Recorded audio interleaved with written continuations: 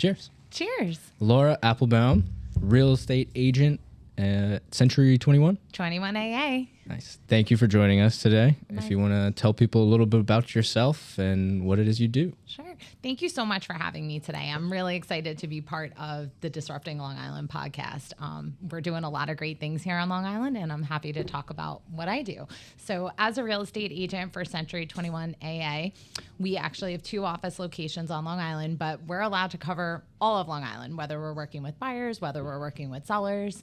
And I really enjoy that because every single day is different. And I meet a lot of people. I have a lot of conversations, and I'm just really in the mix with so many different things that's what part of makes my job so enjoyable. Recently, I've started wearing a new hat. I got promoted to Director of Growth for my agencies. Congratulations. Woohoo! I'm pretty pumped about it. My managing brokers came to me with this, and they said, look, you really understand what the brand is about, where the direction we need to go in as a company. And we really want you to work with any brand new agents that come in or any agents that are looking for a different experience. We want you to really work with them to understand what we're about as a company and the tools and the systems that we have in place to support those agents in their growth goals as far as, income. It's really what it comes down to.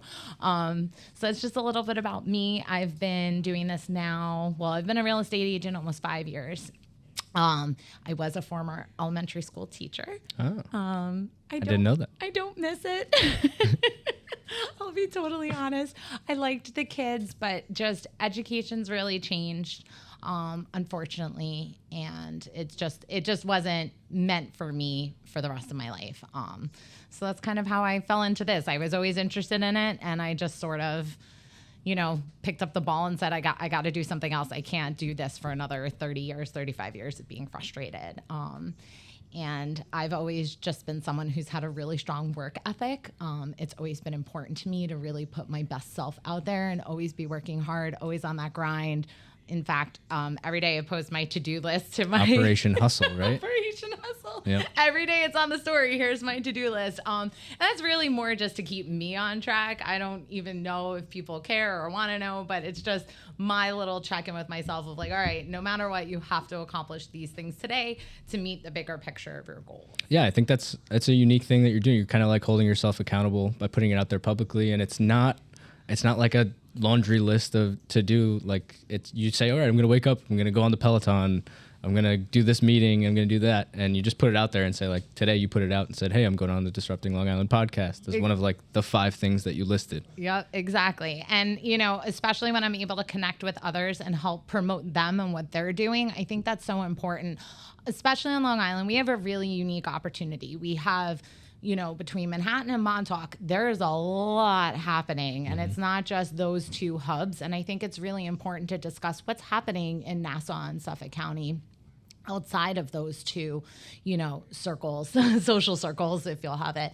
And there's so many business owners doing incredible things for our communities. And we need to talk about that, and we need to spread that to people, because this is what makes our island so unique. We're so different from the rest of the state even. I mean, there's parts of Long Island that aren't, it's 3, it takes 3 hours to drive from Manhattan to Montauk. Right. Like, there's so much going on in between. There's so much diversity. There's different types of people, different cultures inside that one small place that people think is small, but it's not. Yes, exactly. So, I think we're in a really unique time, especially too with social media and podcasts and everything that's happening, that there's this surge and you can feel it happening and the momentum that is building. And we're kind of at the forefront of it, which I think is really cool, because we're the ones, putting that change into what's happening here.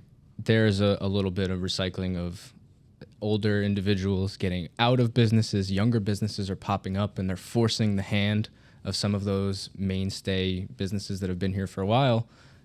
Social media is changing the game. Oh, yeah. Media in general is changing the game because there's so many avenues to put it out there.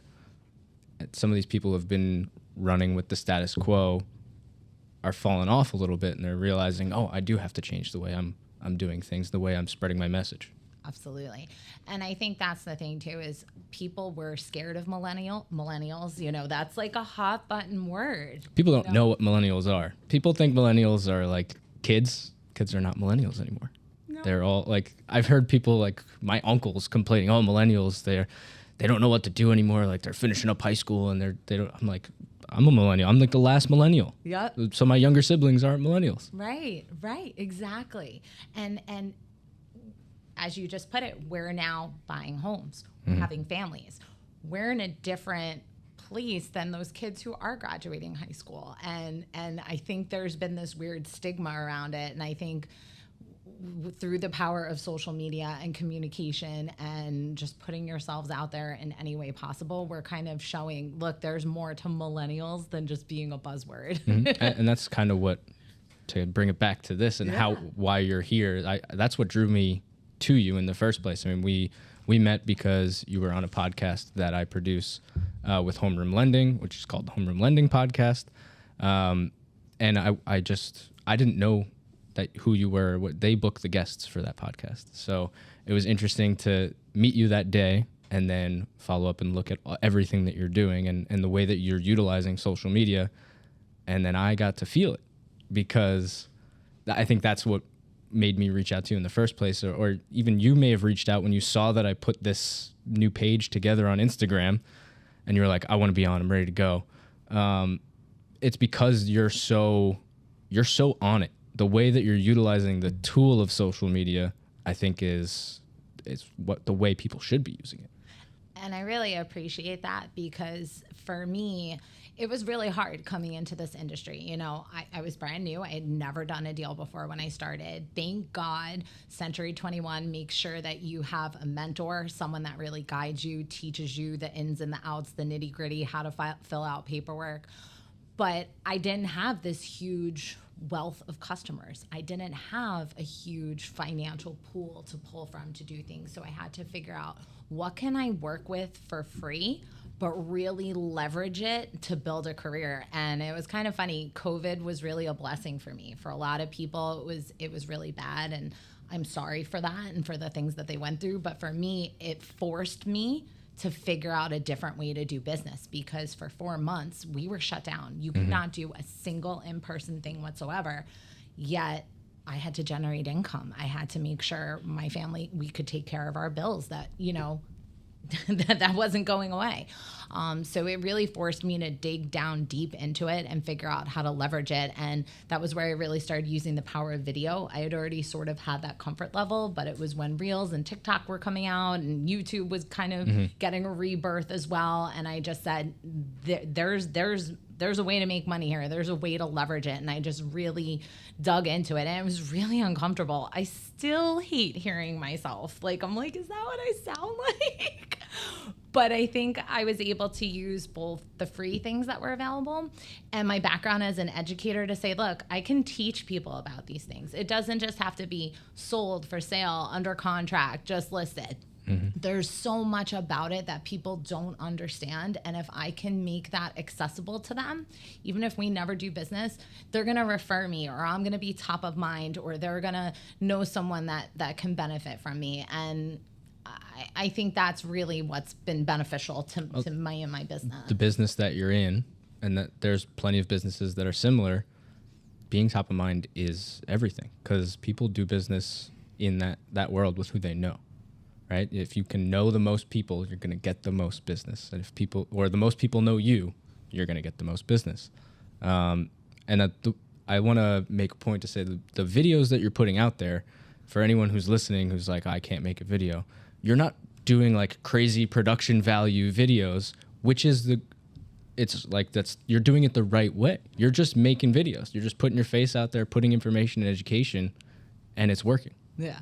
And people are, well, I can't afford to hire you. I can't afford to hire M&P or Celia Werner to do my videos. So you don't need us to get started. If you want to grow to that next level, that's where we can come in. But to get started, just pick up your phone. And people take a look at her Instagram. Where can they find you on Instagram? At Laura_sells_li. And that's across all social media channels too. Keep the branding consistent. Look at it, because she's not doing anything crazy. I like the consistency, the fact that you have built a brand for yourself and people know your face and the type of content that you're putting out, and you're sticking with Operation Hustle every day, which is really cool to pay attention to. And it's just, you've built yourself a brand. And I think that's something that people don't talk enough about is your brand. Mm-hmm. Especially as a business owner, and you know this as well, you are the face of your company. So I'm very strategic in the way I do things. Sometimes it might be a fun video. Sometimes it might just be me talking. But I'm very thoughtful and purposeful because I also don't want to just every day just be posting just to post, because then you get burnout and the message gets lost. Mm-hmm. So I find that by doing just a few a week, I'm really tapping into the best of myself and the best of my network. And that's where really the dialogue and the conversations happen. And it does go down in the DMs. There are so many people who I'll get messages from and be like, you know, hey, I just signed a lease a few months ago, but you really clarified this point for me. I'm going to be coming to you when I'm ready to buy, or my best friend's ready to sell. I sent them your video. And that's what it's about, is you talk to them, you interact with them, they're going to spread your message for you. That's the other key piece. Is a lot of people think, oh, I'm just going to post to social media, leave it there, it's going to do its job. Mm-hmm. That's not how that works. Nope. You got to feed it, you got to water it, you got to give it some sunshine. Yeah. And how much time do you spend on, like, let's say Instagram every day? Oh God, I could pull the stats up on my phone. It's probably really scary. I try to break it down. I will be honest. I've tried to break it down into segments of my day. So first thing in the morning, I will sign on, go through my stories, go through my DMs, play a little catch up, post Operation Hustle for the day. If it's a day I'm posting, then I'll drop a video or the picture or whatever I'm doing that day. And then I kind of go about my day. And then a few hours later, usually like when I take my lunch break, and I use that term loosely because it's always a working lunch, that's when I'll kind of circle back, recheck in with people, respond to messages, respond to comments, and then I'll usually hop on one more time at the end of the day. Now, if it's a slower day, am I on or off more or less? Yes. But typically I try to just check in 3 times a day, and I'll set a timer too for 30 minutes.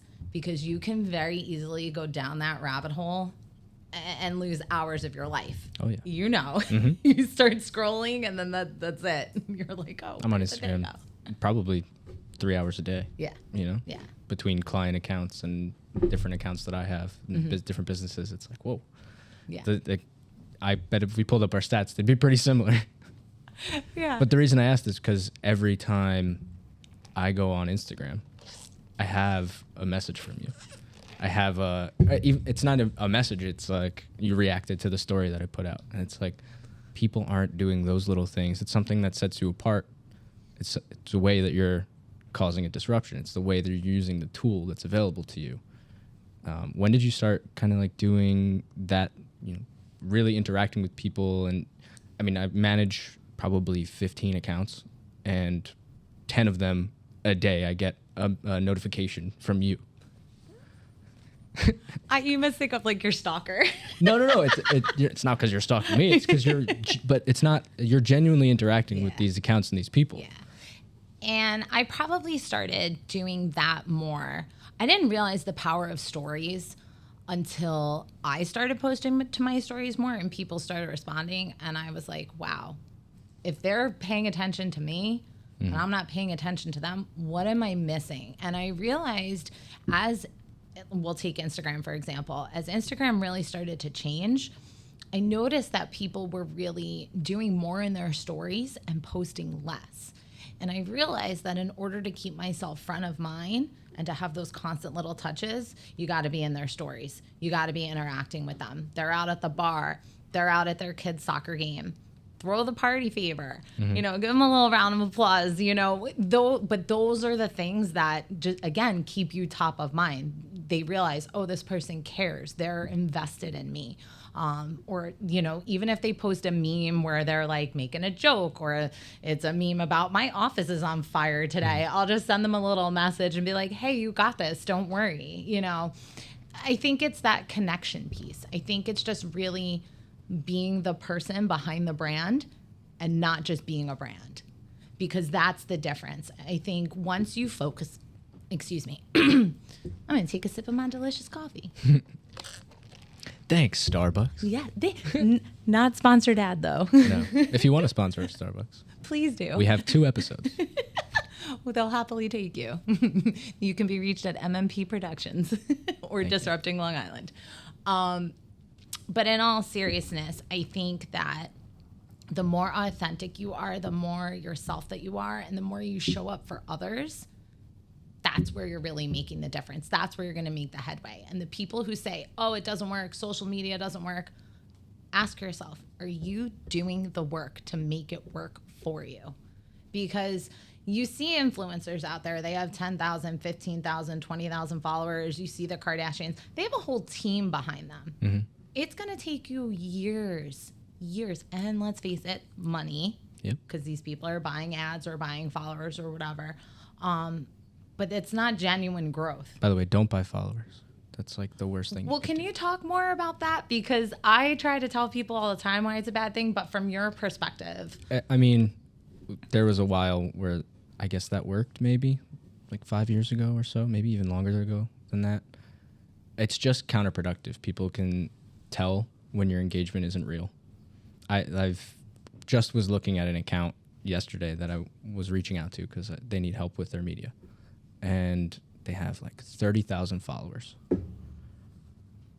They get 500 like robot likes a post, to the point where it's the same number of likes every single post. I'm like, why are you doing this? You trying to like pull the wool over someone's eyes? It's not working. People look at you and they go, that's not a reputable brand. You're hurting yourself more than you're helping yourself. Plus, with the way algorithms work, you're probably hurting yourself even more, because now the people who genuinely want to see the content you're putting out there aren't getting to see it. Because Instagram has realized this, and they bury you. Mm-hmm. Yeah, it's a whole beast. Yeah. Don't do it. No, highly do not recommend at all. It's just not worth it. And you're paying for it. Right. I get DMs all the time. They're like, oh, do you want to buy 10,000 followers? It's $11. Yeah. If it's $11, it can't really be... How good is it? Yeah, it can't be good. Mm-hmm. Mm-hmm. I know. I don't think people should... I don't know how people can fall for that type of stuff anymore. I think it's desperation a little bit. I think it's that get-rich-quick mentality of like... But it's not. It's a long... Everyone is looking for the shortcut. Yeah. And myself included. Yeah. For a while, we were looking at, how can we beat the system? Mm-hmm. Like that was a thing we would say to each other on our team. Like, oh, let's beat the system. Like, try to get as many views as possible on these things. But at the end of the day, if it's not authentic, like you mentioned before, it doesn't help. Mm-hmm. You're not actually building a real audience that's actually interested in what you're talking about. Right. So then what's the point? I'd rather have 50 people that really like and follow what I'm talking about than 10,000 where 20 of them are actually really paying attention. Right. And then that goes to your conversion rate, because especially if you're running this for a business, all these fake followers, all these fake accounts, you're not then converting that. So how is that, again, benefiting your brand and your business? It's not. Yeah. It's not. I can proudly say I've never paid for one ad or one follower on anything. Ads are another animal. They can be powerful. Yes. It could be a good tool to use, but if you don't know how to use it, then there's no point. That's why we're here at Mission Disrupt, because I don't do that. That's what Dean does. Yeah. I can't wait to hear more about that. Oh yeah. You'll meet Dean after this when he pops his head out. Good. I'm sure he's listening in. But Up against the wall. He had a meeting. He's in his office back there. Yeah, they do amazing work. We just sat down. His episode will come out the week before yours, so you can give it a listen and then see what I'm talking about, because he's a very, very intelligent guy, and the people that he works with do amazing work. They've done work with us for Statfest, the music festival. They did our website. They did all the advertising for it last year, so they do a phenomenal job. Can't recommend them enough. Fabulous. Oh, I can't wait to learn more. That's exciting. One of the questions that I ask each of the guests before they come on the show is like, what's your favorite beverage of choice? And you gave me, some people gave like, I like a Manhattan. Others were like Celia said, oh, I want a Celsius. You gave both options. You said black coffee. Like my soul. Oh, like yourself. Okay. Just kidding. Like your clothes. Always like a ninja. And you also said a spicy margarita. Mm-hmm. Sorry that I didn't have the spicy margarita. That's okay. It's a little early on a Friday. We have to it. be productive. So. They don't know what time we're doing this. It's true. But it's like noon. Yeah. So, we could drink, but we have to work. And then that goes down a whole rabbit hole of how good your work is. It's not good. Stay tuned for future episodes where I get very drunk after doing 4 episodes a day that, with a Manhattan and then with taking an Uber home, a Statfest beer and all these different, it's like, at least I don't live too far from here. See, there you go. It would be a cheap Uber, or you just walk of shame home. Yeah. So I want to jump back into, how you're kind of using social and branding to disrupt.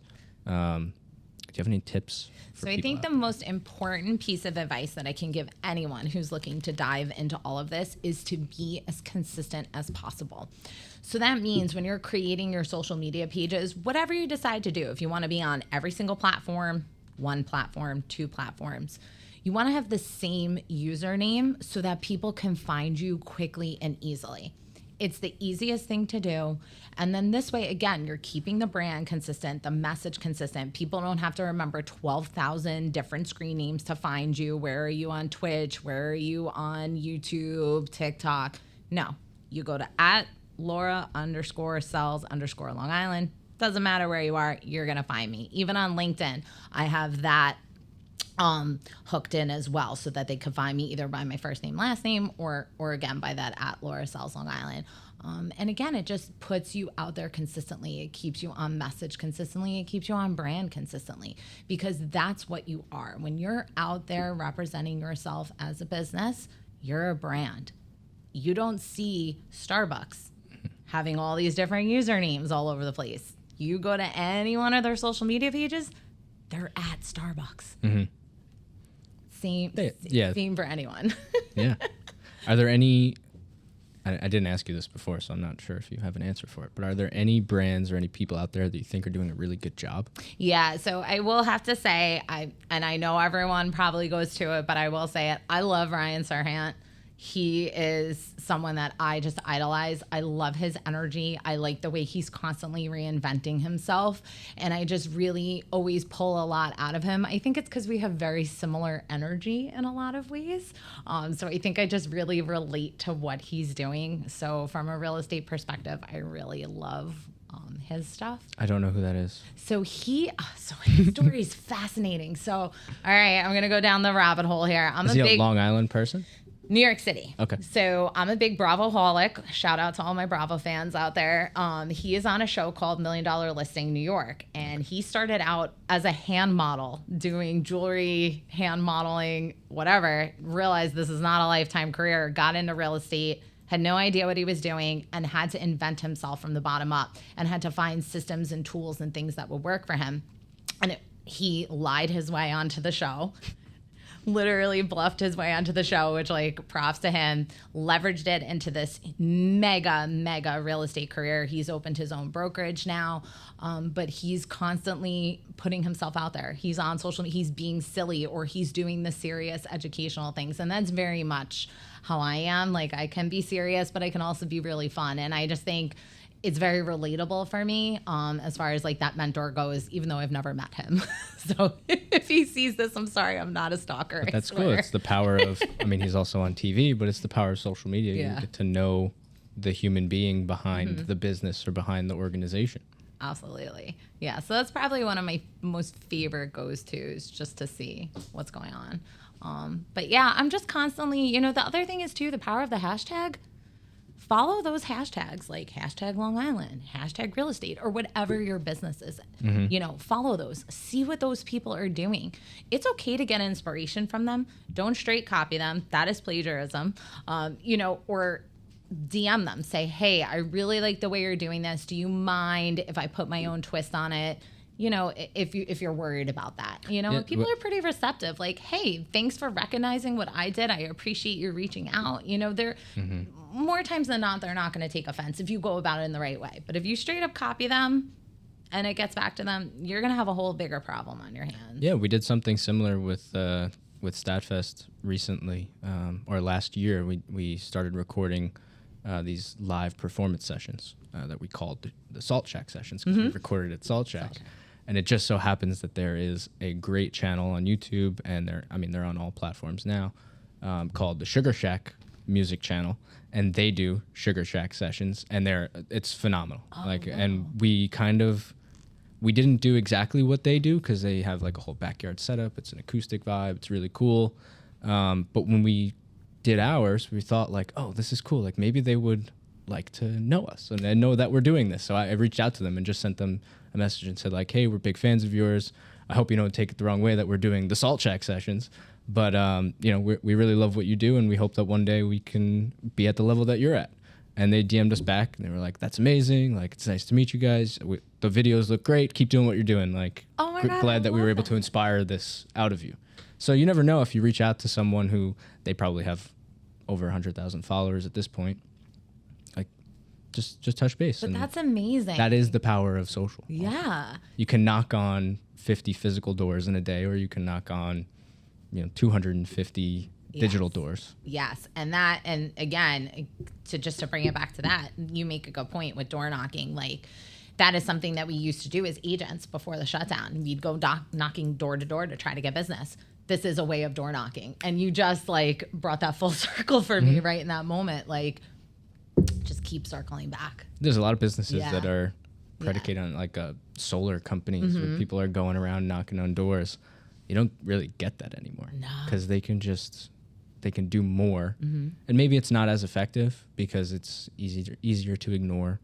But maybe it's a way of opening up conversations and doing things. And like, when we want to go speak to a specific business that's in Long Beach, we'll then send a couple of DMs out to people that are in Long Beach or that are in the area and say, hey, we're coming by to speak to this business, and we would love to speak with you too, because we're going to be around. Right. Are you going to be around between 12 and 4 while we're in the area? Because we'd love to just have a conversation with you. And half the time, maybe less than half the time, we get an answer. Yeah. And about half of those answers are positive. But I think the thing to take away from what you said too is you're not afraid to ask. Yeah. That's the thing. Ask. Who cares if they say no? You keep it moving. But ask. Yeah, and then you can, you're going to adjust your strategy from there, or change exactly the messaging that you're sending out, or the approach that you have when you get an answer. And it's all testing and learning. We did in the middle of the pandemic, we did our thing where we were reaching out to a bunch of people, and we got a bunch of responses from digital agencies that were managing those accounts that said like, hey, stop DMing all our accounts. And I was like, I'm sorry, we're just, we're Operation Hustle here. We're just trying to make some relationships. I would love to make a relationship with you, because I think that our content agency can add a little bit to what you're already doing. Right. Like, we could be a vendor for you, and we can help you grow the clients that you already have. And sometimes those conversations go well, sometimes they don't, but sometimes they end with a mean phone call. But now, for a very specific example, now I'm working with that person anyway. So, things end up coming full circle. But by being consistent and by putting yourself out there and having the conversation, no matter how difficult or easy it may be, now look at that. Now you've opened the door. Yeah. And that's what it's about. That's how we continue to disrupt, is you have to look fear in the face and keep going. Staying stuck where you are is going to get you nowhere. You're not going to meet your goals. So you have to force that change. You have to be comfortable with being uncomfortable. That's the perfect way to end it. We're going to end it right there. Tell people where they can find you, or how they can reach out to you. I would love it if you could please give me a follow across You're right there. Ooh, sorry. I would love it if you could please give me a follow across any of my accounts at Laura_sells_Long Island. Or you can always send me a good old text, 631-523-6968. Cool. Thank you, Laura. Thank you.